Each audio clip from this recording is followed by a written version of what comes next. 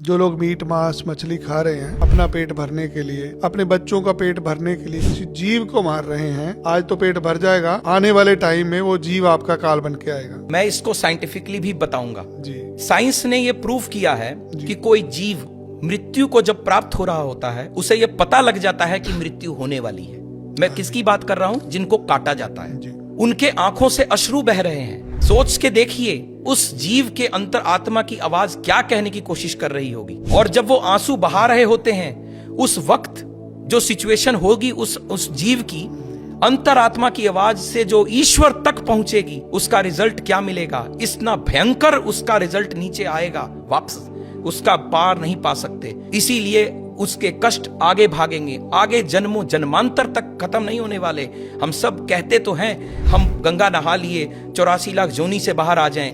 मैं नहीं मानता कि ऐसा हो पाएगा अगर इन कर्मों के साथ हम कनेक्ट हुए। क्योंकि एक और चीज इसके साथ बहुत इंपॉर्टेंट मैं बोलना चाहूंगा। मैंने ये लोगों से सुना है, पढ़ा भी है, और बहुत बार आजकल के YouTube वीडियोस वगैरह में भी इंफॉर्मेशन फ्लो कर रही है कि जो लोग नॉन वेजिटेरियन फूड की तरफ बहुत ज्यादा अग्रसर हैं, धीमे धीमे उनमें एक साइकोसिस, एक फियर फैक्टर पनपता है। ये बहुत से लोग ये मानते हैं और ये साइंटिफिकली प्रूव्ड है।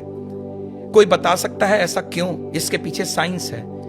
जिस वक्त वो जीव मृत्यु को प्राप्त हो रहा है वो डरा हुआ है।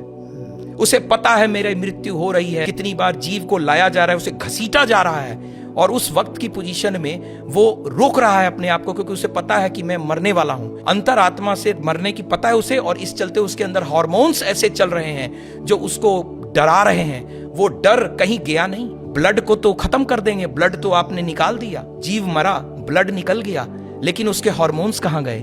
उसकी बॉडी में हैं। धीमे धीमे धीमे वो फियर हार्मोन्स ह्यूमन बॉडी में जाएंगे, उससे आप डरपोक होते हैं और आप उससे फियरफुल होंगे, फियरलेस नहीं होंगे।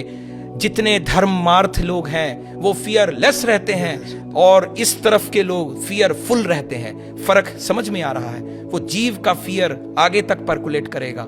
इसीलिए बीमारी हो रही है, इसका मतलब बीमारी भी आ रही है। तभी तो कहा जाता है कि ये स्वाइन फ्लू आ गया तो आप नॉनवेज फूड छोड़ दीजिए, ये फ्लू आ गया तो वो छोड़ दीजिए। और ये हार्मोन फियर फैक्टर पर्कुलेट कर रहा है तो लोग फियरफुल होते चले जा रहे हैं, प्लस कर्म खराब हो रहे हैं। मैं बार बार कहूंगा, काल पुरुष की कुंडली को कोई एस्ट्रोलॉजर और कोई भी धरती पर रहने वाला जीव जो समझ रहा है वो उसे भूले ना।